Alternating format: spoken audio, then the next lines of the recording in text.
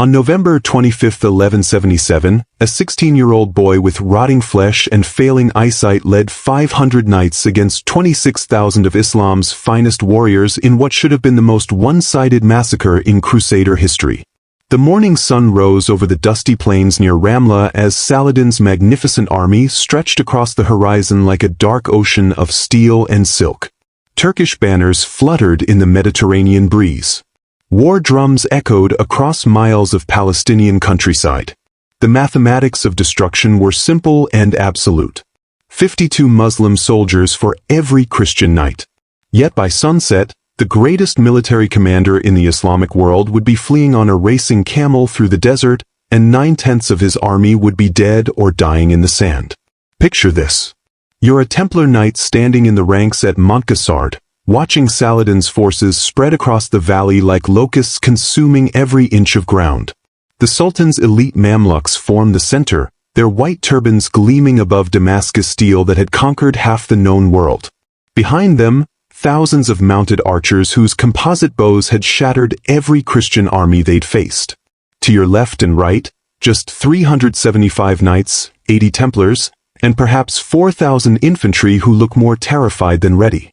Your king is a teenage leper whose hands are wrapped in bandages to hide the sores that never heal, whose face bears the unmistakable marks of a disease that should have killed him years ago. The smart money says you'll be dead before nightfall.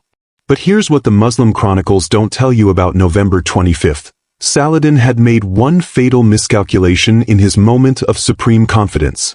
The Sultan who had unified Egypt and Syria under one banner, who had rebuilt the Ayyubid dynasty into the most formidable Islamic power since the original caliphate, had committed the oldest sin in warfare. He had underestimated his enemy. Not because Baldwin IV was weak, but because he appeared weak. A 16-year-old boy ravaged by leprosy, ruling a kingdom whose best armies had marched north to Syria, leaving Jerusalem defended by what amounted to a skeleton garrison. Baldwin's disease had begun when he was just 9 years old. William of Tyre, his tutor, first noticed it during a game with other noble children. They were pinching each other's arms, the way playful boys do, and everyone yelled in pain except Baldwin.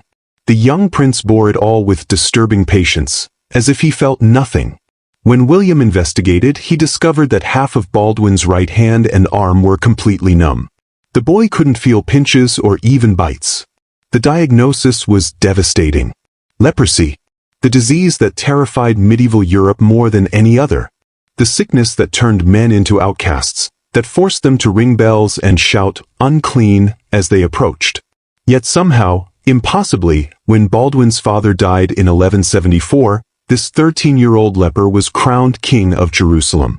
The nobles had no choice. There was no other male heir. They crowned him expecting he would abdicate when his disease progressed. They were wrong.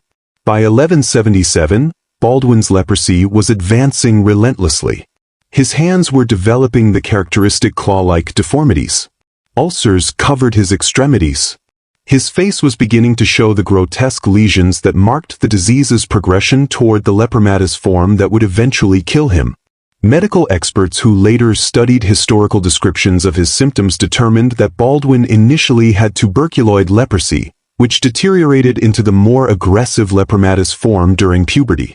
Yet despite his body's betrayal, his mind remained sharp as Damascus steel. Saladin's intelligence reports painted a picture of inevitable conquest. The kingdom of Jerusalem was vulnerable as it had never been before. Philip of Flanders had taken the Crusader armies north for a pointless siege at Haram. The coastal fortresses were undermanned. The road to the Holy City lay wide open, guarded by a dying boy and a handful of knights who couldn't possibly stop 26,000 warriors. The Sultan crossed into Frankish territory on November 18th with overwhelming force. His army wasn't just large, it was magnificent. 26,000 cavalry formed the striking power. Elite Mamluks, purchased as boys and trained from childhood to be the finest soldiers in the world, comprised his personal guard. Behind them rode Arab and Kurdish horsemen who had conquered territories stretching from Cairo to Damascus. Turkish archers whose skills with composite bows made European crossbowmen look like children playing with toys. And supporting this mounted avalanche, thousands of infantry equipped with the finest weapons Islamic metallurgy could produce. Saladin swept through the countryside like divine judgment made manifest. He besieged Gaza, leaving part of his army to contain the Templar garrison there. He sent another detachment to pin down Baldwin at Ascalon, confident that a few thousand men could keep the leper king trapped while the main force marched unopposed to Jerusalem. The Sultan's war tent, magnificent with Persian carpets and golden fixtures, was already stocked for victory celebrations. His scribes had prepared documents for governing the reconquered territories. Islamic scholars traveled with the army, ready to cleanse the holy sites that had been defiled by Christian occupation for 80 years. But Baldwin IV was not the helpless invalid Saladin imagined. The young king understood something about warfare that the Sultan had forgotten in his string of victories. Numbers mean nothing if they cannot be brought to bear effectively. Confidence becomes vulnerability when it breeds carelessness. And sometimes, just sometimes, desperation transforms into tactical genius when there are no other options left. On November 22nd, Baldwin made a decision that defied every principle of medieval military doctrine. Despite recovering from malaria, despite his leprosy advancing so aggressively that his body was visibly deteriorating, despite having only 375 knights when Saladin commanded 26,000, the leper king issued the arriere ban. This was the ultimate military summons, calling every able-bodied Christian man to arms in defense of the realm. Merchants grabbed weapons they barely knew how to use. Craftsmen reported to assembly points with agricultural implements converted into crude spears. Even monks who had sworn peaceful lives took up arms because the alternative was Islamic conquest of the holiest sites in Christendom. But Baldwin didn't issue this desperate call to fight a defensive siege in Jerusalem. He issued it to hunt Saladin in open country, to pursue an army 50 times larger than his own, to risk everything on a gamble that made no logical sense. The transformation that occurred over the next 3 days reveals why Baldwin IV, despite dying at 24, remains one of the most remarkable military leaders in Crusader history. As Christian forces gathered at Ascalon, the leper king broke through the Muslim detachment Saladin had left to contain him. Baldwin somehow got word to the Templar garrison at Gaza. His messenger told the Knights Templar to abandon their fortress and ride north to Ascalon to join their king. When the Templars arrived, led by their Grand Master Odo de Saint Amand, 80 knights in white mantles with red crosses, Baldwin led them out of the city in a bold sortie that Saladin never expected. The Sultan's scouts reported this movement but dismissed it as insignificant. What threat could a few hundred knights pose to an army that had conquered nations? Saladin continued his leisurely march toward Jerusalem, allowing his forces to spread out for foraging and plunder. His baggage train, loaded with siege equipment and supplies, got stuck in the mud crossing a stream. Rather than consolidate his position, the Sultan allowed discipline to slip. Victory seemed so certain that preparation seemed unnecessary. Some units scattered into the countryside on raiding expeditions. Others settled down to rest after the long march from Egypt. The elite Mamluks maintained formation, but even they grew complacent as hours passed without resistance. Then, on the morning of November 25th, Baldwin's scouts brought news that changed everything. Saladin's army was dispersed across the countryside near a place called Montgisard. His baggage train was immobilized in a ravine, and his forces were separated across miles of Palestinian territory with no organized defensive positions. The Sultan had given the Christians exactly the opportunity they needed. One chance to strike before overwhelming numbers could be coordinated into overwhelming force. Baldwin ordered the relic of the true cross brought forward from Jerusalem. This wasn't mere religious theater. In an age when men believed God directly intervened in human affairs, the physical remnant of Christ's crucifixion represented divine presence on the battlefield. The teenage king, his body racked by disease that made every movement agony, was helped from his horse. He dropped to his knees before the cross in front of his entire army. What happened next became legend, but it was witnessed by hundreds of men who recorded the moment in chronicles that still survive. Baldwin prayed, not for personal salvation, but for strength to protect the kingdom of Jerusalem. He prayed for his soldiers who faced impossible odds. He prayed for victory against an enemy that should have annihilated them by every logical calculation. When he rose to his feet, the assembled knights erupted in cheers that echoed across the hills. They had watched their leper king, who should have been in bed dying, prepare to lead them personally into battle against 26,000 enemies. The psychological impact was immediate and transformative. These were men who expected to die that day, but now they expected to die well, fighting alongside a king who refused to accept defeat even as his own body betrayed him. The army moved north from Ascalon, then swung inland toward Jerusalem, shadowing Saladin's dispersed forces. The Christians executed a tactical sweep that brought them down on the Muslim army from the north, catching them completely by surprise. The battle began just after midday when Baldwin's forces descended on Saladin's army near Montgisard. The Sultan's troops were scattered, exhausted from marching, with their horses tired and their battle formations non-existent. Saladin's nephew Taqi ad-Din frantically tried to organize a defensive line, screaming orders in Arabic as he saw the Christian banners appearing on the ridgeline above. But the Crusaders struck before Muslim discipline could assert itself. Baldwin led the charge personally. His hands, wrapped in bandages to hide the ulcerations that covered them, gripped the reins as his war horse thundered across the sand toward Saladin's center. Behind him, the Templars formed the devastating core of the assault. 80 knights in white mantles with red crosses, riding in perfect wedge formation, their lances leveled, their discipline absolute. These were men who had taken vows of poverty, chastity, and obedience. Men who welcomed death in battle as martyrdom.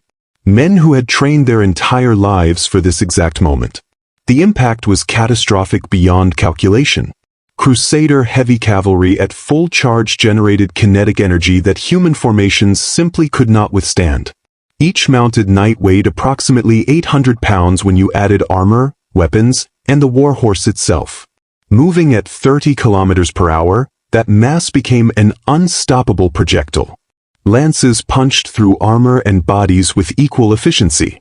War horses, bred for size and trained for combat, trampled men who scattered before them. The sound of it was like thunder wrapped in screaming. Steel on steel. Horses shrieking. Men dying in languages that mixed Arabic, Latin, and the death rattle that transcends all tongues. The disciplined cohesion of Templar formations turned individual knights into components of a human battering ram that shattered everything it struck. Saladin's army, caught completely unprepared, dissolved into chaos. Units that had been resting grabbed weapons and tried to form battle lines, only to be overrun before they could organize. Cavalry attempting to mount found their horses scattered or exhausted from the long march. Infantry running toward the sound of battle arrived in disorganized groups that were cut down by coordinated Crusader assaults. The Sultan's Mamluk Guard, 1,000 of the finest warriors in the Islamic world, formed a desperate defensive square around their commander. These were men trained from childhood for exactly this moment, elite soldiers who had never known defeat. For 20 brutal minutes they held their ground as Crusader knights hammered at their shields and jabbed lances into the gaps in their formation. The fighting was hand-to-hand, vicious, and utterly without mercy. Taqi ad-Din's son Ahmad fell in this melee, cut down by a Frankish blade that split his skull like ripe fruit. Other Muslim commanders died trying to rally their scattered forces, their bodies trampled in the chaos of men fighting with the desperation of those who know they're losing. What should have been an organized military formation became a slaughterhouse where men fought and died in confused clusters with no clear battle lines or tactical coherence. Then the Mamluk square broke. Not because they lacked courage, but because courage alone cannot overcome tactical disaster. As elite guards watched their sultan flee on a racing camel toward Egypt, as they saw thousands of their comrades being slaughtered across the battlefield, as they realized that no reinforcements were coming because the entire army was en route, they made the oldest military calculation. Better to retreat and fight another day than die in a losing cause. The retreat became a rout that transformed into a massacre.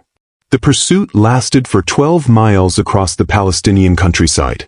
Crusader cavalry chased fleeing Muslims like wolves hunting deer, cutting down men too exhausted to run further, too disorganized to make defensive stands.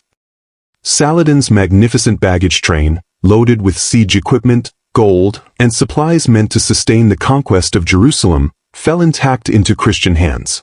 The riches were staggering. Persian carpets worth fortunes. Damascus steel weapons of incomparable quality. The Sultan's personal war chest containing enough gold to fund an entire campaign. Battle standards that had flown victorious across a dozen battlefields now trampled into the dust by Christian horses. Turkish war drums whose rhythms had announced Islamic conquest for decades now silent in the sand.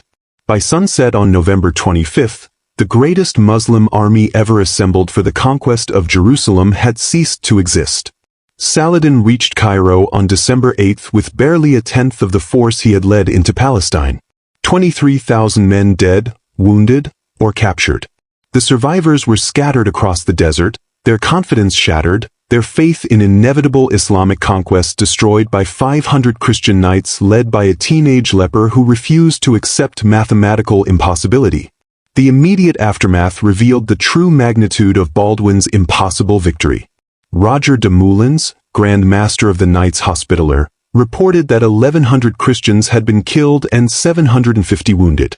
Substantial casualties, yes, but nothing compared to the carnage inflicted on Saladin's forces. The kill ratio defied every principle of medieval warfare. For every Christian who fell, 20 Muslims died. But numbers alone cannot capture what happened at Montgisard. Baldwin IV had proven that tactical genius could overcome numerical superiority when combined with perfect timing and absolute commitment. Saladin had learned that confidence without caution creates vulnerability, that numerical advantage means nothing if forces cannot be effectively coordinated, and that underestimating an enemy based on physical weakness is the oldest fatal mistake in military history. The battle's psychological impact rippled across the entire Mediterranean world like earthquake tremors that shook empires. In Damascus and Cairo, Muslim scholars struggled to explain how God could have allowed such a catastrophic defeat. Some attributed it to divine punishment for moral failings. Others blamed tactical errors and overconfidence. But all agreed that Saladin's invincibility, carefully cultivated through decades of victory, had been shattered by a Christian boy whose body was rotting even as his tactical genius flourished. The Sultan himself, in private correspondence later discovered, admitted that Montgisard was the worst defeat of his entire military career. Worse than any other battle he ever fought. The humiliation of fleeing on a racing camel while his army died behind him haunted him for years. In Jerusalem, Baldwin erected a Benedictine monastery on the battlefield, dedicated to Saint Catherine of Alexandria, whose feast day fell on November 25th. The monastery stood as permanent reminder that impossible victories occur when faith meets tactical brilliance in circumstances that demand both. Across Christian Europe, news of Montgisard spread with the speed that shocking events always generate. Troubadours composed songs celebrating the leper king who had saved the Holy Land. Popes praised Baldwin as athlete of Christ. Knights who had dismissed the Crusader kingdoms as doomed suddenly reconsidered their judgments when they learned that 500 men had destroyed an army 50 times their size. Yet the strategic consequences proved both magnificent and tragic. Montgisard gave the kingdom of Jerusalem a decade's reprieve from Saladin's ambitions. The Sultan needed years to rebuild his shattered forces, to restore confidence in troops who had witnessed the impossible, to convince his allies that Islamic conquest remained achievable despite catastrophic defeat at the hands of a dying boy. But Baldwin's leprosy advanced relentlessly. The very campaign that had saved Jerusalem accelerated his disease. Camping in the field without proper hygiene, going without regular washing of his ulcerated feet and hands, the stress of combat itself, all contributed to his leprosy's transformation into its most aggressive form. By 1179, just 2 years after Montgisard, the young king could barely walk unaided. His eyesight failed as facial nerve involvement caused keratopathy. His hands became useless claws wrapped in permanent bandages to hide the suppurating sores.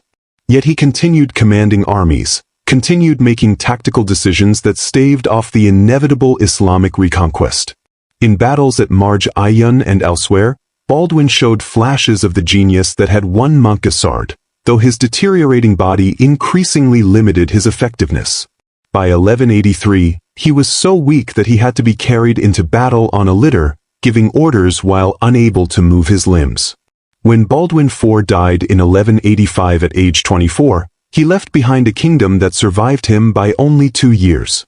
His body, ravaged by leprosy, was buried in the Church of the Holy Sepulchre with honors befitting the Savior of Jerusalem.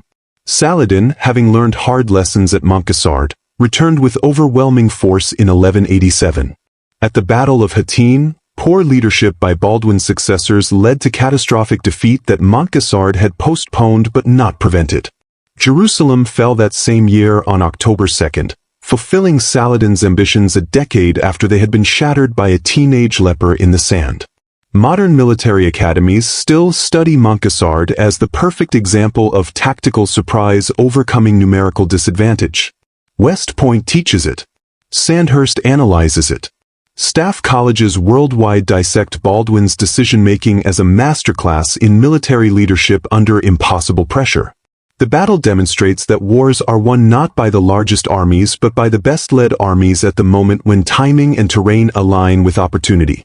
Baldwin IV proved that physical weakness does not equal military incompetence, that youth does not preclude tactical genius, and that sometimes, just sometimes, impossible odds yield to impossible courage when leadership refuses to accept defeat. The legacy of November 25, 1177 transcends medieval warfare. It speaks to something fundamental about human potential when circumstances demand everything. Baldwin could have retreated to Jerusalem and waited for Saladin behind walls. He could have fled to friendly territory and preserved his forces for another day. He could have accepted the mathematical reality that 500 knights cannot defeat 26,000 warriors. Instead, he made the oldest choice that brave men make when their backs are to the wall. He attacked.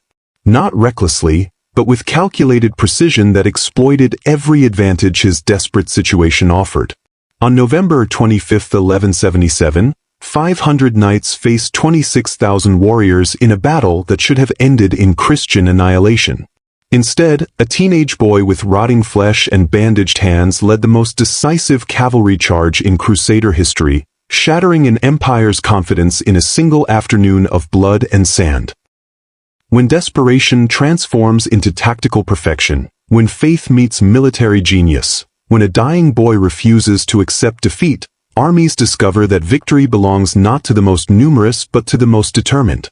At Montgisard, Baldwin the Leper King proved that mathematics surrender to willpower when applied with perfect timing and absolute commitment. Sometimes courage counts more than counting. Sometimes one impossibly brave decision rewrites history. And sometimes, the greatest victories emerge from the most hopeless circumstances when leadership refuses to accept that defeat is inevitable.